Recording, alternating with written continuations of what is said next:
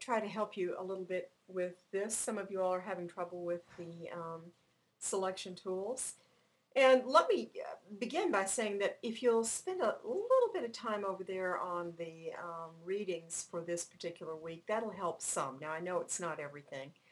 But anyway, let's get started and see if I can show you some of this. First thing I was asked to do, and you are too, is make sure that you bring up a new folder or a new file in Photoshop and make sure this is set to specifications of 72 dpi, 8 inches by 6 inches, white background RGB. Okay, so I've got all that done, and now I'm going to bring in my tools kind of right over here so you can see them, and hopefully we can move around from there. I'm going to go ahead and place the first thing, and I assume you all are able at this point at least to be able to get these selections up. You're asked to go for an example and bring up the marquee select, and when you open that file you should get something. Let's see if I can bring it up over here. Yeah, you should get something like this. I'm going to open up some of these just to give you an idea, and we're not going to do them all, but I'll get you started anyway. All right. Now then, when I do that, I'm going to have to get back into that one that I wanted to do. The marquee select is this frame, and when you pull that frame up, you're supposed to go over here to the tools, get your rectangular marquee, and of course from this corner, line up those crosshairs and pull around to about right there. Now, I don't know if you all paid attention to this part or not, but if I didn't like this, I have an option when I'm using any of these select tools to go up to the top of the menu on the Photoshop, up there where they have that toolbar. I'm not sure if I can bring it down and show you or not. Let me see if I can. Yeah, right here. See right there? See this? Refine Edge. I can click that, and then I'm given a dialog box that says I can change the radius. So if I didn't make a perfect selection and I want to increase that radius to, for an example, the edge detection, I can do it there. If I want to make it a smooth one or a feathered one, and you'll get into Photoshop and understand a little bit more about what that does, you can have some option here in making things work for you a little bit, okay? In other words, you can alter after you make the selection by refining edge. You can make this as many as, oh, I don't know, I guess you can go 20, 30 pixels if you want, and that's a huge edge to go in there and find. And they'll give you also an option when you do that. I'm going to get out of here just so we can continue. They'll also give you an option when you do that that will let you choose where you want that selection to start, or that refining edge, whether you want it right on that line on either side, or on the outside, or on the inside. But anyway, that's another topic certainly, but don't give that up, especially when you get into that elliptical marquee. That might help you a whole lot. So now what I can do is I can go back over. At this point, I think it says when you subtract to go the inside, you want to, I think you hit, let's see, I'm here with the select tool. I think I can hit the option, you see that? Alt key in the Windows machine. And now I can drag, and that minus sign is going to let me subtract that inner area. So now I have nothing but that frame selected. I'm going to do a copy paste command, get back to that original document I put, and I'm just going to put it in. There I am pasting it in. All right, now the other thing to be aware of is on your layers panel, if you can't find that, go to Windows and Layers. I have that frame all by itself, and that's not real important now, but it will be in a few minutes. All right. Let me, just for the heck of it, get my select tool so I don't do any damage, move that out of the way. And now I'm going to bring up the globes. And I think the globes is what frustrates you the most. I have these globes selected, and I did that ahead of time just to try a couple of things out for you. I'm going to deselect by hitting my Command D key. Now it's gone. I'm going to struggle through this probably about like you were. I've noticed that if I hold my selection, in this case this plus sign, out to the kind of the top left of what it is I'm going to drag over, it gives me a little bit more room. So I'm going to hold down the Shift key so that I get a perfect circle. And there you go. And I'm going to make it a little bit bigger because I can go back in and refine that edge, remember? Now I think for the heck of it, I'm going to do the same thing over here. Hold it out that way, and I'm getting a nice circle that I'd like a little bit bigger, but I'm just going to do this.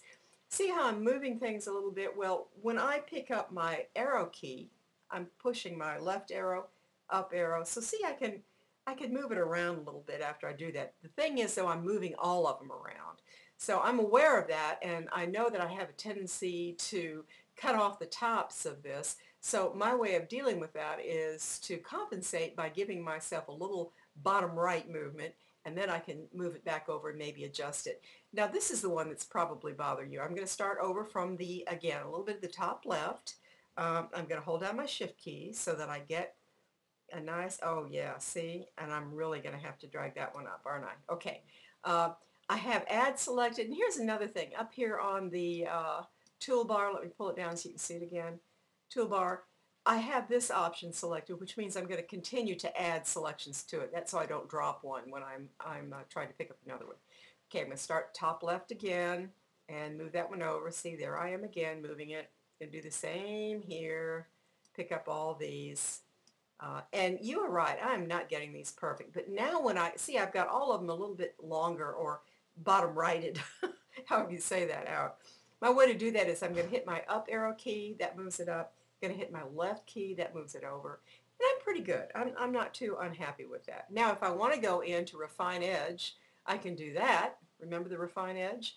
And I can change that any way I feel like I want to. I'm just going to go ahead with this, and we'll just, we can adjust that later if we want to. So I'm going to hit a paste or a select copy key, going back to this one, going to paste that in, okay, right there. Now, look now what has happened in the layers. I have separate layers, which means as you look at this option now, the frame is behind the globes, but if I come over to these layers and if I grab this just by selecting it like that, you see it turned blue to show I've selected it. Drag that to the top, watch what happens. Now my frame's in front. See? That's how you get through some of that stuff. Now, if I want to go back to this area right here, the globes, I'm going to pull it back on top because I'm not real sure what I'm going to do with it now. There are a few things I can do in my tools to change that. There are lots of different things I can do. What I'll do is just pick up this eraser, I think. I don't want the block, so I'm going up to my toolbar again, and I think I'll put it down to be a brush. And I'm just going to go through here and get rid of some of that edges that I really don't like. I'm going to be very careful though because I don't want to take the globe off, all right? Some of that, all right? That'll help me a little bit. Now, because I'm in the layer, it doesn't damage the frame at all, but you have to be in that layer for it to work. If, for an example, I were in the second layer, you see I just highlighted that, I'm erasing, nothing's happening. That's because I'm not in the right layer. So if you encounter that, go back and check. Just going to clean this up a little bit by doing that. And there are other ways to do it, but this seems to be the most efficient way that I can kind of hit at. Now, here I've got that space between it. What I'm going to do is go back up to my toolbar, go to my eraser, and this time I'm going to change that to a very small brush because that's a tiny little area in there I want to get. Almost hard to see, okay?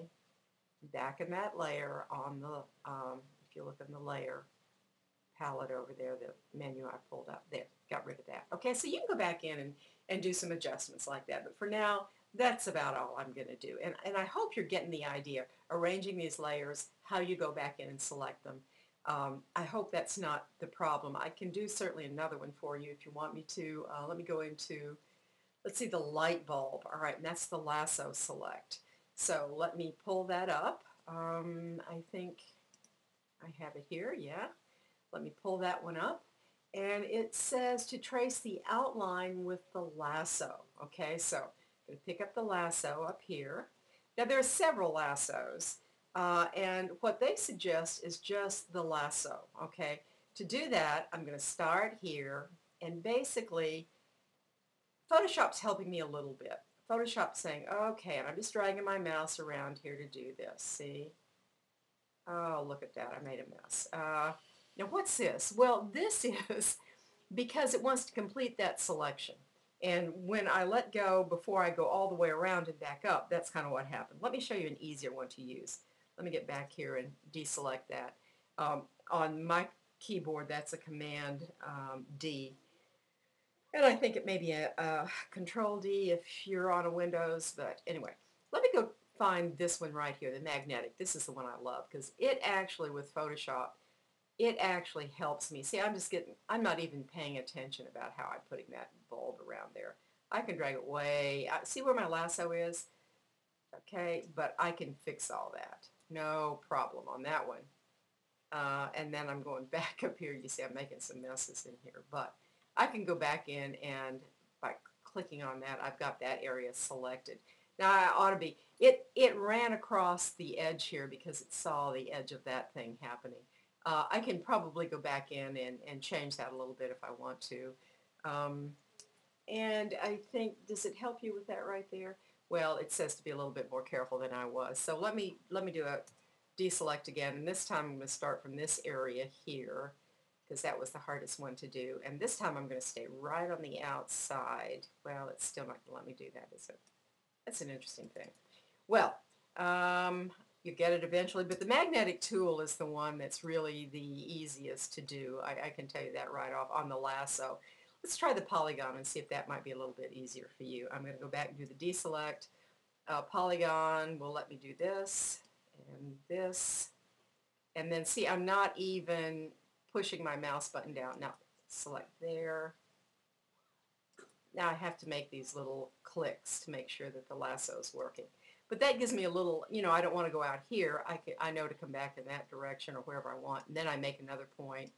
So maybe the polygon tool would be, the lasso would be the best one for you to use on this. You don't get so messed up with that other. And I'm giving myself a little extra space over the edge there in case I want to go back in. See, but now if I go like that, it's going to go wherever I tell it to. I have to click that mouse button, and that tells me, okay, when she clicks the mouse button, going across, clicking, coming down, okay? Now that's a better selection, I think you'll agree. So I'm going to copy and go back over here where I've got that, and I'm going to do a paste. All right, now I'm going to be sure I don't cause any trouble, so I'm going back and get that select tool. Now because I'm in that layer, see, I can move that anywhere I want to. And again, I can go in here and clean that up a little bit with that erase tool like I did before. But that gives you, hopefully, a couple of ideas without beating it to death, right? So maybe that'll help some of you guys who are having a little trouble. Okay, good luck on this, and I'll look forward to seeing your submissions. Thanks very much for your attention.